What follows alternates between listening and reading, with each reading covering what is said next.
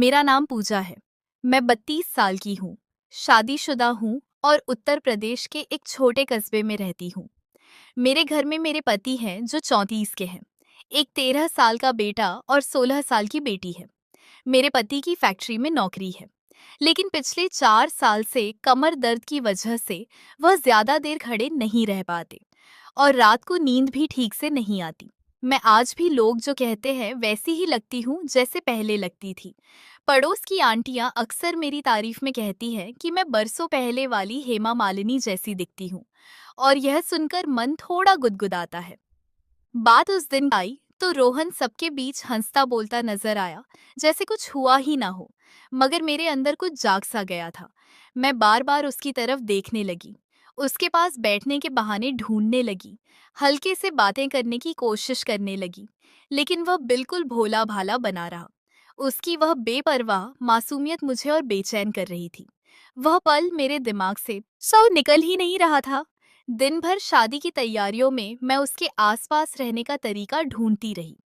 कभी चाय का कप देते हुए उसकी नजरों में देखती, कभी हंसी जाक में उसकी बात सुनती। शादी की रात में जब सब नाच गाना कर रहे थे, तो भी मेरी नजरें बार बार उसी पर टिक जाती। शादी बड़ी धूमधाम से हो गई। 3 दिन बाद बड़े बुजुर्ग दुल्हन को विदा करने उसके ससुराल गए। घर में अब सिर्फ कुछ रिश्तेदार की औरतें, मेरे बच्चे और रोहन बचे थे। शोर शराबा थम गया था। शाम 7 बजे खाना हो गया। मेरी बेटी और बाकी औरतें एक कमरे में सोने की तैयारी में लगी थीं। मुझे भी वहीं सोना था। मेरा बेटा दूसरे कमरे में चारपाई पर लेटकर फोन देख रहा था।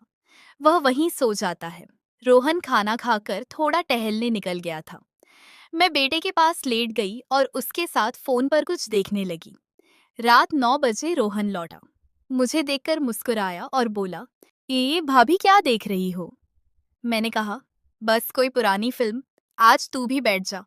वो बोला, अभी आता हूँ भाभी, और अपने कमरे में जाने लगा।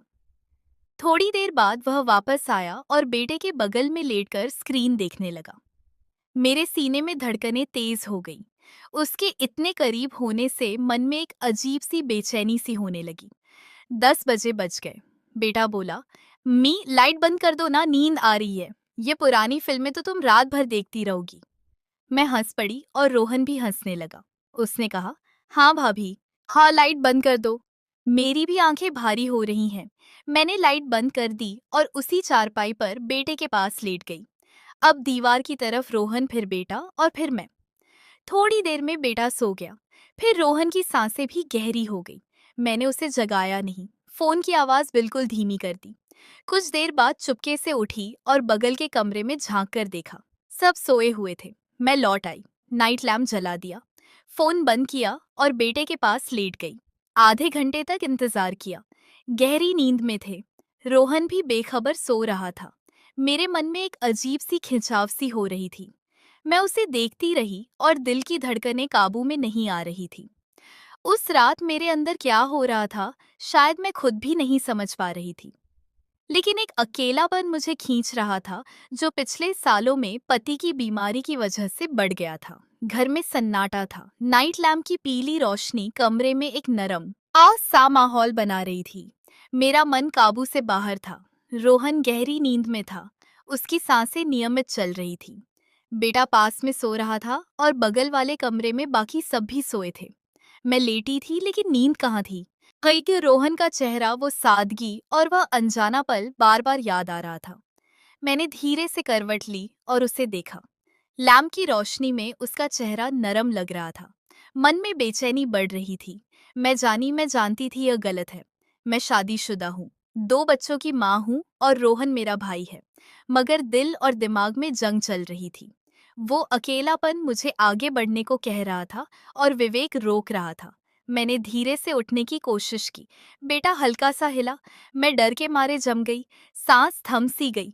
कुछ पल बाद जब वह फिर सो गया, मैंने हिम्मत की और उठी। कदम कांप रहे थे। मैंने खुद को संभाला और रोहन के पास पहुंची। वो सो रहा था।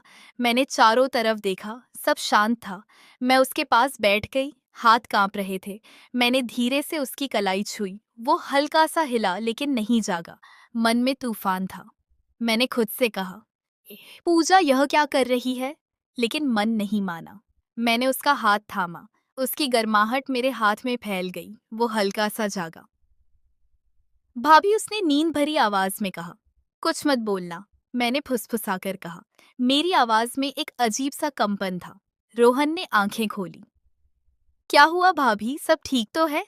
उसकी मासूमियत मेरे दिल को और पिघला रही थी। मैं चुप रही। फिर बोली, हाँ बस नींद नहीं आ रही। वो मुस्कुराया और बोला, तो बाहर टहल लो या पानी पी लो। मैंने कहा, नहीं बस यहीं, और उसका हाथ कस लिया। मुझे नहीं पता था मैं क्या चाह रही हूँ।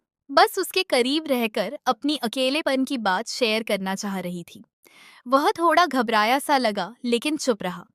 मैंने धीरे से उसकी तरफ देखा। उसकी आंखों में सवाल था। मेरी धड़कनें तेज थी। रोहन, मैंने धीरे